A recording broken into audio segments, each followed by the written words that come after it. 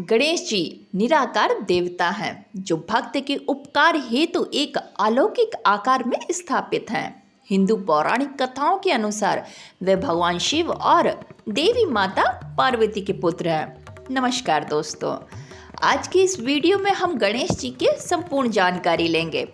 साथ ही अगर आपको वीडियो पसंद आ जाए तो प्लीज़ वीडियो को लाइक, शेयर और चैनल को सब्सक्राइब जरूर कीजिएगा। Thank you so much. Ganesh में गण का अर्थ है समूह। यह पूरी सृष्टि परमाणुओं और अलग अलग ऊर्जाओं का समूह है। यदि कोई सर्वोच्च नियम इस पूरी सृष्टि के भिन्न भिन्न संस्थाओं के समूह पर शासन नहीं कर रहा होता तो इसमें बहुत उथल पुथल हो जाती। इन सभी परमाणुओं और ऊर्जाओं के समूह के स्वामी हैं गणेश जी। वे ही सर्वोच्च चेतना है जो सर्वव्यापी है और इस सृष्टि में एक व्यवस्था स्थापित करती है। आदि शंकराचार्य जी ने गणेश जी के सार का एक बहुत ही सुंदरता से गणेश स्रोत में विवरण किया है। हालांकि गणेश जी की पूजा हाथी के सिर वाले भगवान के रूप में होती है, लेकिन यह आकार और स्वरूप वास्तव में उस निराकार परम ब्रह्मा रूप को प्रकट करता है। वे अंज निर्विकल्पम निराकारमेकम हैं, अर्थात गणेश जी अंज अजन्मे, निर्विकल्प बिना किसी गुण के, निराकार बिना किसी आकार के हैं और वे उस चेतना के प्रतीक हैं जो सर्वव्यापी है। गणेश जी वह ऊर्जा है जो इस सृष्टि का कारण है। ये वही ऊर्जा है जिससे सब कुछ प्रकट होता है और जिसमें सब कुछ विलीन हो जाता है। आइए अब जानते हैं भगवान गणेश की जन्म की कहानी।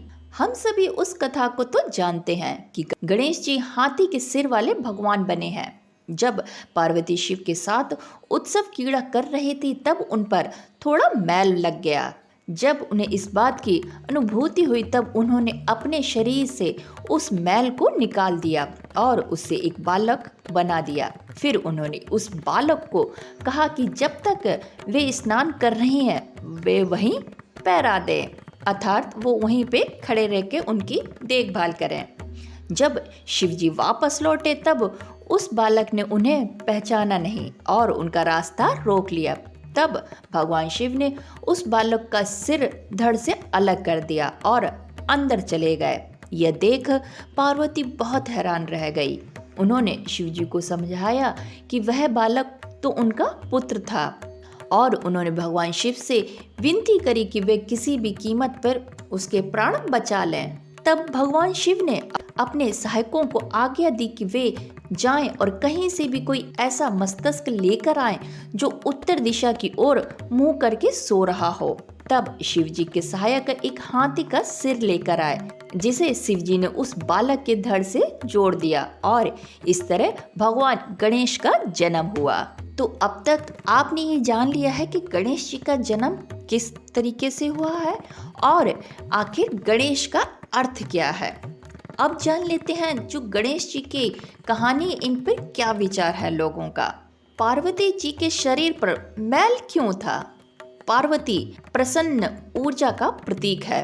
उनके मैल होने का अर्थ है कि कोई भी उत्सव राजसिक हो सकता है, उसमें आसक्ति हो सकती है और आपको आपके केंद्र से हिला सकता है। मैल अज्ञान का प्रतीक है और भगवान शिव सर्वोच्च सरलता, शांति और ज्ञान के प्रतीक हैं। क्या भगवान शिव जो शक्ति के प्रतीक थे इतने गुस्से वाले थे कि उन्होंने अपने ही पुत्र का सिर धड़ से अलग कर दिया? आखिर भगवान गणेश के धड़ पर हाथी का ही सिर क्यों? जब गणेश जी ने भगवान शिव के मार्ग को रोका, इसका अर्थ हुआ कि अज्ञान जो कि मस्तिष्क का गुण है वह ज्ञान को नहीं पहचानता, तब ज्ञान को अज्ञान से जीतना ही चाहिए। इसी बात को दर्शाने के लिए शिव जी ने गणेश जी का सिर काट दिया था। हाथी का ही सिर क्यों आखिर? हाथी ज्ञान शक्ति और कर्म शक्ति दोनों का ही प्रतीक है। एक हाथी के मुख्य गुण होते हैं बुद्धि और सहजता। एक हाथी का विशालकाय सिर बुद्धि और ज्ञान का सूचक है। हाथी कभी भी अवरोधों से बचकर नहीं निकलते, ना ही वे उनसे रुकते हैं। वे केवल उन्हें अपने मार्ग से हटा देते हैं और आगे बढ़ जाते हैं। यह सहजता का प्रतीक है। इसलिए जब हम भगवान गणेश जी की पूजा करते हैं तो हमारे भीतर ये सभी गुण जागृत हो जाते हैं और ये गुण हमारे अंदर भी समा जाते हैं। तो आइए अब जानते हैं श्री गणेश जी के प्रतीक और उनका महत्व। गणेश जी का बड़ा पेट उदारता और संपूर्ण स्वीकार को दर्शाता है। गणेश जी का ऊपर उठा हुआ हाथ रक्षा का प्रतीक है, अर्थात घबराओ मत, मैं तुम्हारे साथ हूँ। और उनका झुका हुआ हाथ जिसमें हथेली बाहर की ओर है, उसका अर्थ है अनंत दान और साथ ही आगे झुकने का निमंत्रण देना। यह प्रतीक है कि हम सब एक दिन इसी मिट्टी में मिल जाएंगे। गणेश जी एक दंत हैं, जिसका अर्थ है एकाग्रता। वे अपने हाथ में जो भी लिए हुए हैं उनका सबका ही अर्थ है। वे अपने हाथ में अंकुश लिए हुए हैं, जिसका अर्थ है जागृत होना, और एक हाथ में पाश लिए हुए हैं, जिसका अर्थ है नियंत्रण। जागृति के साथ बहुत सी ऊर्जा उत्पन्न होती है और बिना किसी नियंत्रण के उससे व्याकुलता हो सकती है। गणेश जी हाथी के सिर वाले भगवान भला क्यों एक चूहे जैसे छोटे से वाहन पर चलते हैं? क्या ये आपको बहुत अजीब नहीं लगता?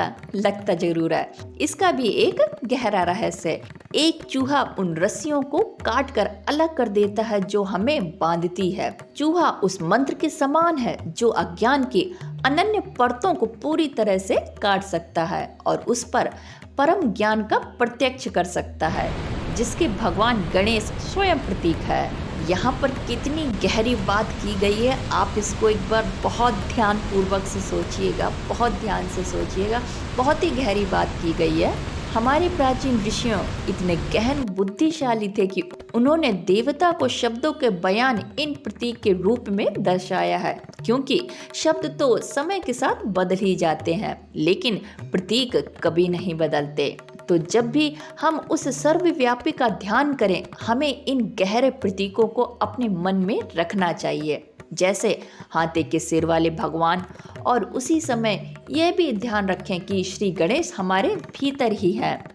यही वह ज्ञान है जिसके साथ हमें गणेश चतुर्थी मनानी चाहिए। तो ये था आज का वीडियो भगवान श्री गणेश से रिलेटिव, कि भगवान श्री गणेश किन प्रतीकों के साथ में सर्वव्यापी हैं, सब जगह उत्पन्न है, उनका क्या रूप क्या दर्शाता है और उनका जन्म व उनके नाम का अर्थ क्या है।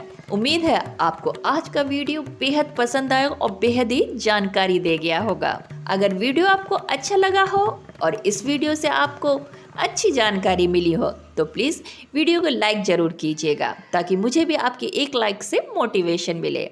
फिर मिलते हैं किसी और वीडियो के साथ में, तब तक के लिए bye bye, take care. My name is Khushboo and thank you for watching.